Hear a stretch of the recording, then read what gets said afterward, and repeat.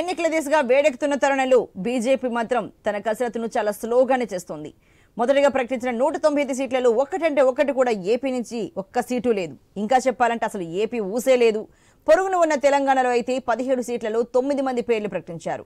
ఏపీలో బీజేపీ నేతల political game plan ఏంటో సొంత పార్టీ కేడర్కి అర్థం కాని పరిస్థితి. టీడీపీ జనసేన కూటమితో కలిసి వెళ్తారా లేదన్నది రాష్ట్ర నేతలకు క్లారిటీ లేదు. అంతా ఢిల్లీ వైపు చూడడమే. వాళ్లు పొత్తు ఉంది అంటే సరే అనడం లేదు, అంటే సొంతంగా పోటీ చేయడం, ఈ విధంగా మానసికంగా ఒక నిర్ణయానికి రావడానికి ప్రయత్నిస్తున్నారు నేతలు. ఎన్నికల సమయం దగ్గర పడుతున్న రాష్ట్రాల్లో టీడీపీ జనసేన కూటమి 175 అసెంబ్లీ సీట్లలో 118 సీట్లకు పంపకాలు పూర్తయినా ఈ సంకీర్ణంలో బీజేపీకి స్థానం ఉందో లేదో చెప్పలేకపోతున్నారు. చివరకు నిన్నటి నుంచి విజయవాడలో ఏపీ బీజేపీ నేతలతో వేర్వేరుగా సమావేశమవుతున్న బీజేపీ సంస్థాగత వ్యవహారాల జాతీయ సంయుక్త ప్రధాన కార్యదర్శి శివప్రకాష్ ను పార్టీ నేతల పొత్తుపై ప్రశ్నించినట్లు సమాచారం. దానికి శివప్రకాష్ చెప్పిన సమాధానం ఒక్కటేనట, ముందుగా పార్టీ కోసం పనిచేయండి, పొత్తులంశం ఢిల్లీ పెద్దలకు వదిలేయండి అని. బీజేపీ నేతలకు ఈ సమాధానం కొత్త కాదు, రొటీన్ డైలాగ్. కాకపోతే సమయం లేదు మిత్రమా అని పక్క పార్టీలు గేర్ మారుస్తూ ఉంటే కూల్గా తాపీగా ఎలాంటి హడావిడి లేకుండా చూద్దాం చేద్దాం అనే రీతిలో పార్టీ పెద్దలు ఉన్నారని లోపలే ఏపీ బీజేపీ నేతలు రగిలిపోతున్నారు. మరి ఇదేశకు సంబంధించి మరింత తాజా సమాచారాన్ని మా ప్రతినిధి హరీష్ అని తెలుసుకుందాం. హరీష్, మరి బీజేపీ తొలి జాబితాలో చూస్తే ఏపీకి అసలు చోటే దక్కలేదు. మొత్తం 195 ఏపీలో ఒక్క సీటు ప్రకటించలేదు బీజేపీ.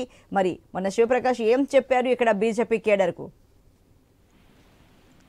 అసలు ఏపీలో పొత్తులకు సంబంధించినటువంటి వ్యవహారం ఒక ఆసక్తికరంగా మారింది. వరుసగా జరుగుతున్నటువంటి సమావేశాల్లో బీజేపీ నేతలు కూడా ఇదే అంశం పైన ఆలోచన పడేసినటువంటి సిచ్యువేషన్ కనిపిస్తుంది. ఇప్పటికే కేంద్ర నాయకత్వానికి నిర్ణయం వదిలేసినప్పటికీ కూడా సమయం లేకపోవడం, ఎన్నికలకు సంబంధించి ఒకవైపు అధికార పార్టీకి సంబంధించినటువంటి నేతలు దూసుకుపోతున్నటువంటి నేపథ్యంలో, అసెంబ్లీ స్థానాలు ప్రకటించుకున్నటువంటి నేపథ్యంలో ఇప్పటివరకు పొత్తుల పైన ఒక క్లారిటీ రాకపోవడం, ఆ తర్వాత స్థానాలకు సంబంధించి పోటీ చేసేటువంటి స్థానాలు ఏవైతే ఉంటాయో వాటికి సంబంధించినటువంటి అసెంబ్లీ సెగ్మెంట్ కి సంబంధించినటువంటి వ్యవహారం పైన కూడా ఎటువంటి ప్రకటన రాకపోవడం, ఎవరెవరు పోటీ చేస్తారన్న దానిపైన అధిష్టానం ఆలోచిస్తుంది. కానీ పొత్తులు ఉంటాయా లేదా, లేదంటే ఉంటే కనుక ఎటువంటి స్థానాలకి పోటీ చేసేటువంటి అవకాశం ఉందన్నటువంటి అంశాలపైన కూడా క్లారిటీ రావాల్సినప్పటికీ కూడా అధినాయకత్వం ఈ వ్యవహారం పైన ప్రత్యేకమైనటువంటి దృష్టి సారించాల్సిందిగా అనేక సార్లు రాష్ట్ర నాయకత్వం విజ్ఞప్తి చేసి, అయితే ఇప్పటికే ఢిల్లీ స్థాయిలో మొదటి జాబితా, రాజ్యసభకు సంబంధించి పార్లమెంట్ స్థానాలకు సంబంధించి మొదటి జాబితా విడుదల చేసినటువంటి నేపథ్యంలో అధిష్టానం ఇప్పటి వరకు కూడా పార్లమెంట్ ఎన్నికలకు సంబంధించినటువంటి వ్యవహారం పైన బిజీగా ఉందన్నటువంటి ఒక అభిప్రాయాన్ని రాష్ట్ర నాయకత్వానికి కేంద్రం నుంచి సమాచారం అందించి ఇప్పటికైనా సరే వేగవంతం చేసి పొత్తులకు సంబంధించినటువంటి వ్యవహారం క్లారిటీ ఇవ్వాలి. ఇంకోవైపు పొత్తులు ఉంటేనే మూడు పార్టీలు కలిసి పనిచేస్తేనే తాము పోటీ చేస్తామంటూ కొంతమంది నాయకులు కూడా అధిష్టానం ముందు ప్రతిపాదనలు పెట్టినట్టుగా చెబుతున్నారు. ఇప్పుడు ఎవరెవరు పోటీ చేస్తారనేటువంటి అంశాలు ఒక ఎత్తు అయితే కనుక పొత్తులుంటే పోటీ చేసే వాళ్ళు ఎంతమంది, సింగిల్ గా వెళ్తే పోటీ చేసే వాళ్ళు ఎంతమంది అన్న లిస్టు కూడా అధిష్టానం దగ్గర సేకరించేటువంటి పనిలో ఉన్నారు. ఇప్పుడు ఈ వ్యవహారం రాష్ట్ర నాయకత్వంతో 2 రోజులుగా జరుగుతున్నటువంటి సమావేశాల్లో తీసుకున్నటువంటి నిర్ణయాల ఆధారంగా ఈ వ్యవహారాన్ని మొత్తం సమావేశంలో తీసుకున్నటువంటి నిర్ణయాలు, నేతలకు సంబంధించినటువంటి అభిప్రాయాలన్నీ కూడా కేంద్ర నాయకత్వం మీద ఉంచుతారు. ఉంచిన తర్వాత ఈ వారంలోనే పూర్తిగా ఒక క్లారిటీ వచ్చేటువంటి అవకాశం ఉందన్నటువంటి ఒక అభిప్రాయాన్ని శివప్రకాష్ ఈ నేతల ముందు ఉంచినట్టుగా చెబుతున్నారు. అయితే హరీష్, మీరు చెప్పినట్టుగా అంటే పొత్తు ఉంటే ఎవరైతే ఎంతమంది పోటీకి సిద్ధంగా ఉన్నారు, పొత్తు లేకుండా ఎంతమంది పోటీకి సిద్ధంగా ఉన్నారన్న లిస్టు కూడా బీజేపీ ఆల్రెడీ రెడీగా చేసుకుందని చెప్తున్నారు. మరి మొత్తంగా 14 లోక్సభ నియోజకవర్గాల పరిధిలో నేతలతో సమావేశం అయితే అయ్యారు. మరి ఎందుకు ఇంకా ఇంత ఆలస్యం అయితే ఇంక ఎన్నికలు బాగా దగ్గరికి సమీపిస్తున్న ఈ తరుణంలో కూడా అంత స్లోగా బీజేపీ వెళ్ళడానికి అంటే ఇంకేదైనా రీజన్ ఉందనుకోవచ్చా హరీష్?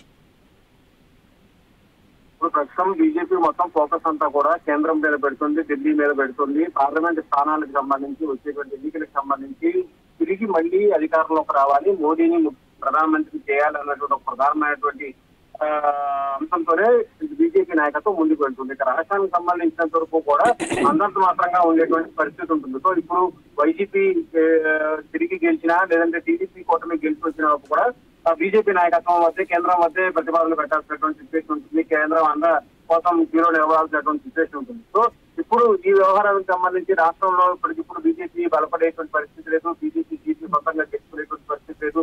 పొత్తుల్లో వెళ్తే అరకొర సీట్లు తీసుకొని పోటీ చేయాల్సినటువంటి పరిస్థితి నామమాత్రంగా బీజేపీ కూడా రాష్ట్రంలో ఉంది, రాష్ట్రంలో పోటీ చేసిందని చెప్పుకోవడానికి మాత్రమే ఉంటుంది. ముందు ప్రధాన పీఠం దక్కించుకోవాలి, మూడోసారి మళ్ళీ మోడీని ప్రధానమంత్రి చేయాలన్నటువంటి ప్రధానమైనటువంటి డిమాండ్ తో ముందుకు వెళ్తున్నటువంటి నేపథ్యంలో రాష్ట్ర నాయకత్వం పైన కొంతవరకు కూడా బాధ్యతలు అప్పచెప్పింది. ఆ బాధ్యతల్ని నివేదిక రూపంలో ఇప్పటికే పురంధేశ్వరి కేంద్ర నిర్ణయాన్ని కట్టుకుంటున్నామని చెప్పారు. ఇప్పుడు కేంద్రం నుంచి వచ్చినటువంటి చౌకగాకి కూడా ఇదే అంశాలపైన నేతలకు సంబంధించినటువంటి అంశాలు, పార్టీ బలోపేతానికి సంబంధించినటువంటి అంశాలపైన ప్రత్యేకమైనటువంటి దృష్టి సారించాలని చెప్పి నాయకత్వానికి ఆదేశాలు జారీ చేసినటువంటి నేపథ్యంలో ఇప్పుడు రాబోయేటువంటి ఎన్నికల్ని పూర్తిగా మూడు పార్టీలు కలిసి ముందుకు వెళ్ళాలంటే ఒక అభిప్రాయం మెజార్టీ పార్టీ నాయకుల నుంచి వ్యక్తం అవుతున్నటువంటి పరిస్థితి మనకు కనిపిస్తుంది. Right, thank you very much Harish.